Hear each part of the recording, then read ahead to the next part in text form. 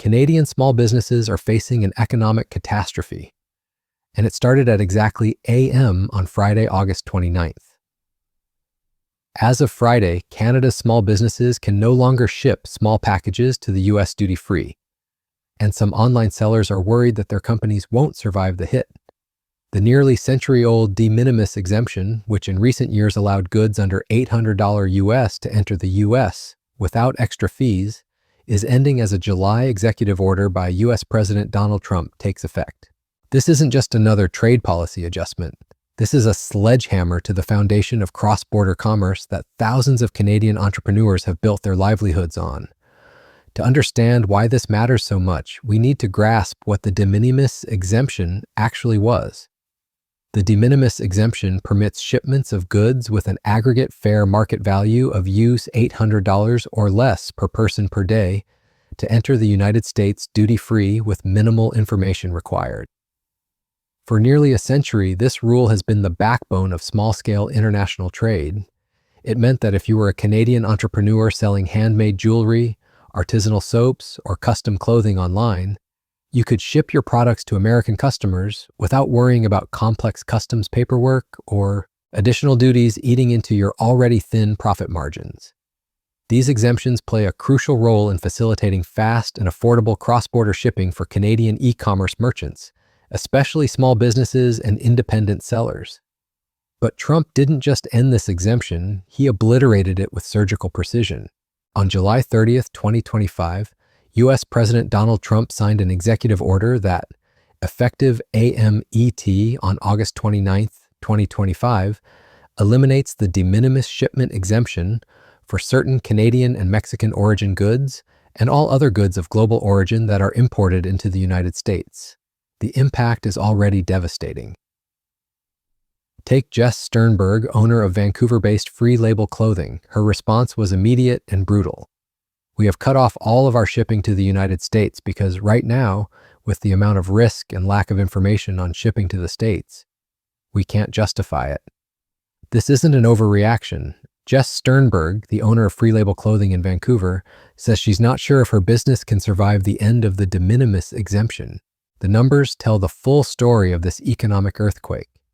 That means those shipments will now be subject to duties of up to $200 US, depending on the country of origin, and Canadian small businesses with American customers will be smacked with extra costs that eat into their profits. For context, businesses may face an $80 per item charge for a country with a tariff rate less than 16%, or costs as high as $160 per item for a country with a tariff rate of between 16% and 25%, and $200 per item for a country with a tariff rate above 25%. But this isn't just about individual businesses. The scale of what's being destroyed is staggering. Popularized by Chinese e-tailers Shein and Temu, use of the de minimis exemption has exploded in the last decade, ballooning from 134 million shipments in 2015 to more than 1.36 billion in 2024. Before the recent change to limit its use, U.S. Customs and Border Protection said it was processing more than 4 million de minimis shipments into the country each day. That's 4 million daily transactions that just became exponentially more expensive and complicated. The Canadian Federation of Independent Business isn't mincing words about the impact. The Canadian Federation of Independent Business said the exemption was a lifeline to small businesses. A survey conducted by the organization earlier this year suggested nearly a third of exporters used the de minimis rule to ship their goods. Think about that. 1 in 3 Canadian exporters just lost their primary shipping mechanism to the United States. Some businesses are trying to absorb the shock, but it's unsustainable. Jen Harper, founder of Cheekbone Beauty, represents the impossible choice many are facing. The extra costs amount to a 25 to 30% increase in shipment fees, Harper says, and the company may not be able to sustain absorbing them long term. We're doing this on a temporary basis to see how much it actually is going to impact our bottom line, she said. But we've made that decision because we don't want to scare any of our U.S. customers away. The ripple effects are spreading beyond just the businesses themselves. International shipping companies are scrambling to adapt or simply giving up entirely. FedEx is still accepting U.S.-bound shipments, while Canada Post says it's working with a third party to collect and remit duties to U.S. Customs. Shipping firm Chit Chats, however, will only accept U.S.-bound packages that have duties paid. And e-commerce companies Etsy and eBay say they won't accept shipping label purchases from Canada Post for packages going to the U.S. The global reaction has been equally dramatic. European and Asian postal services have taken matters into their own hands by announcing plans to halt shipments as early as Monday.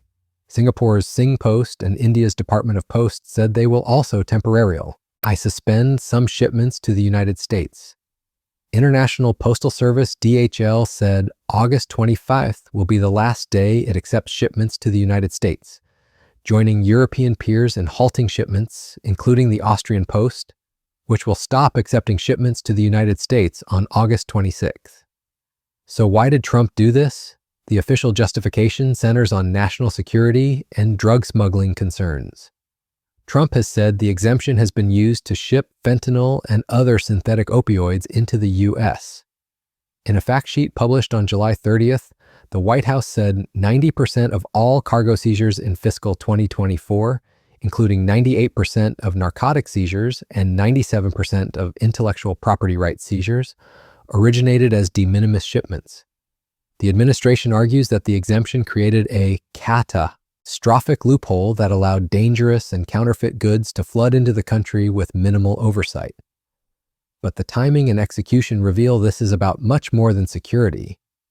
The de minimis exemption had previously been slated to end in July 2027 as part of sweeping legislation passed by Congress, but Trump's executive order eliminated the provision much sooner, giving businesses, customs officials, and postal services less time to prepare.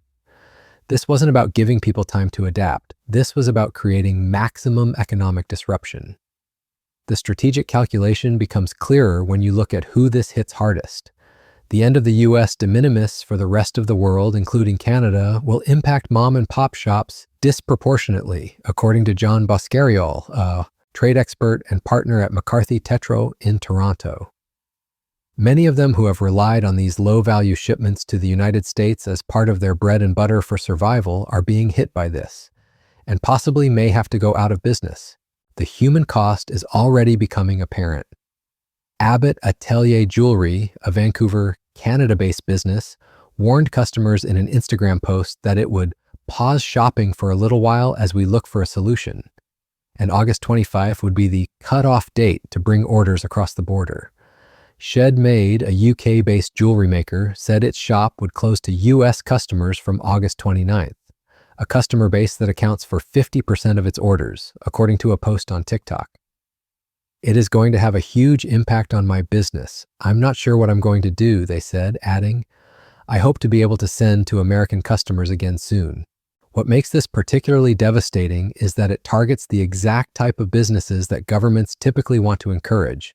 Small, innovative, export-oriented entrepreneurs who are creating jobs and adding value to their local economies. These aren't massive corporations that can absorb regulatory changes or hire teams of trade lawyers. These are individual creators, family businesses, and startups that were using cross-border e-commerce to build sustainable livelihoods.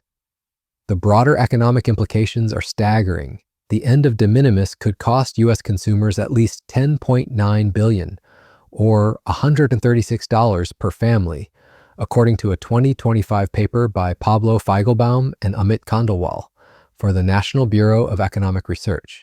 The research found low-income and minority consumers who feel the biggest impact as they rely more on the cheaper imported purchases. So while the policy is devastating Canadian small businesses, it's also hitting American consumers, particularly those who can least afford it. The response from Canadian businesses has been swift and decisive, but not in the way policymakers would hope.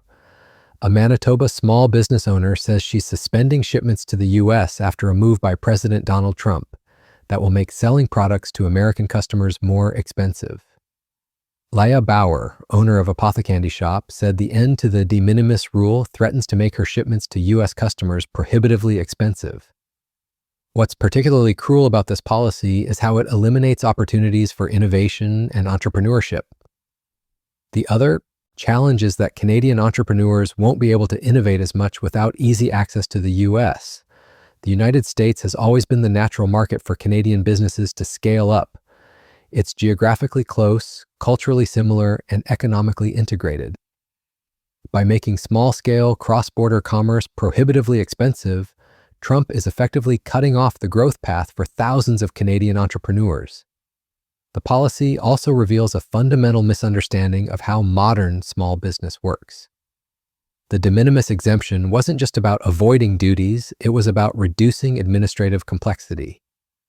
These exemptions make low-value transactions up to $800 easier and cheaper, but mainly easier because the paperwork is minimal, said Ulrich Paschen, who teaches at the Melville School of Business in BC's Kwantlen Polytechnic University.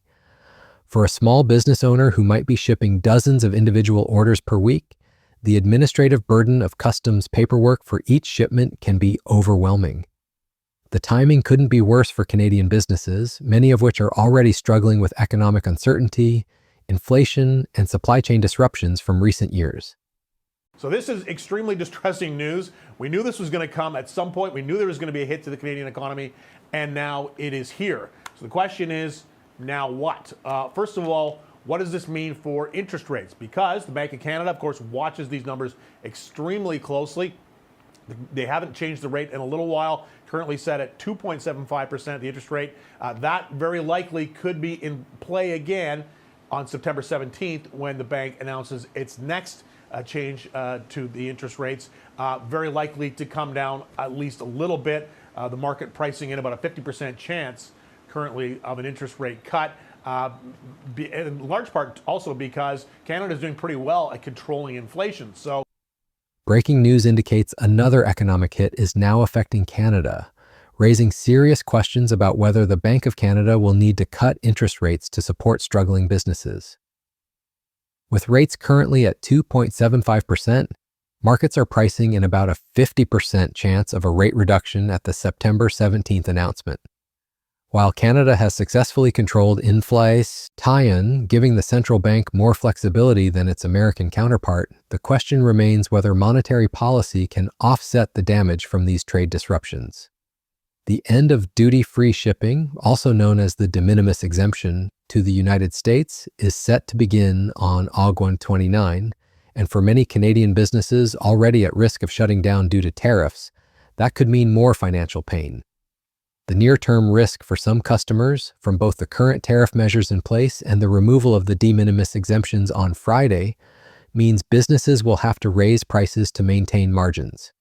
Some experts suggest this might be part of broader trade negotiations, but the damage is being done now. De minimis has not been, at least publicly, raised as part of those negotiations, but I would expect that if the Canadian government can come to some resolution over that 35% tariff, and perhaps get that lowered or eliminated, perhaps there could be a reinstatement of the de minimis exemption for Canada, given the close nature of our trading and economic relationship with the United States. But waiting for negotiations while businesses collapse isn't a viable strategy. Aluminum, steel, autos, copper. They happen to have a specific on copper, and then, of course, lumber, softwood lumber, which has been an issue. So those are the areas where immediately we are focused on improving the outcomes. In order to do that, we will have to look at other areas where we can have win-win cooperation, other areas. Today's meeting here in Washington comes after the Prime Minister announced last week that he would drop some retaliatory tariffs. In fact, Canada's Trade Minister is currently in Washington, outlining the country's immediate focus areas for trade improvements: aluminum, steel, autos, copper, and softwood lumber. The Prime Minister emphasizes the need for win-win cooperation and mentions exploring other areas of collaboration to improve outcomes on these sectoral tariffs. But notably absent from these discussions is any mention of the de minimis exemption that's crushing small businesses right now. It'll affect businesses all across Canada. Manitoba businesses will get hit hard, said Tyler Slobodjan, senior policy analyst for the Prairies with the Federation. Many will have to ultimately scale back, he said. The most tragic aspect of this policy is how it targets the wrong people. The stated justification is about stopping drug smuggling and counterfeit goods, but the casualties are legitimate small businesses trying to build honest livelihoods through legal commerce. Meanwhile, sophisticated criminal organizations will simply adapt their methods, while law-abiding entrepreneurs are driven out of business. What we're witnessing is the systematic destruction of the small-scale, cross-border commerce that has been one of the few bright spots in the North American economy over the past decade. E-commerce platforms like Etsy, eBay, and Shopify had created opportunities for millions of small entrepreneurs to reach customers beyond their local markets. Small business owners on Etsy, eBay, and Shopify, for example, relied on the provision to support their marketplace businesses. That pathway to prosperity just got severed. The broader implications extend beyond just Canada-US trade. This policy sets a precedent for how trade relationships can be weaponized against small businesses while leaving large corporations largely unaffected. Big companies have the resources to navigate complex customs requirements, hire trade specialists, and absorb additional costs. Small businesses don't. The ending of that under 800 per person per day rule from a global perspective is about to probably cause a bit of pandemonium, said Lindley Brown, a partner in the global trade division at accounting firm EY. There's a financial implication, there's an operational implication, and then there's pure compliance, right? Like, these have all been informal entries. As we watch this unfold, the human cost becomes increasingly clear. These aren't just statistics about trade volumes or duty rates. These are real people whose livelihoods are being destroyed by policy decisions made in distant capitals. Kirka acknowledged that some small businesses could shut down as the exemption ends. And once these businesses close, the entrepreneurial ecosystem they supported, the suppliers, the service providers, the local communities that benefited from their success, all of that gets damaged too. The elimination of the de minimis exemption represents more than just a trade policy change. It's the destruction of an economic pathway that allowed ordinary people to build extraordinary businesses through creativity, hard work, and access to global markets. For thou, Sands of Canadian Entrepreneurs, Friday, August 29, 2025, will be remembered as the day their American dreams died. Not because they failed, but because success was suddenly made illegal.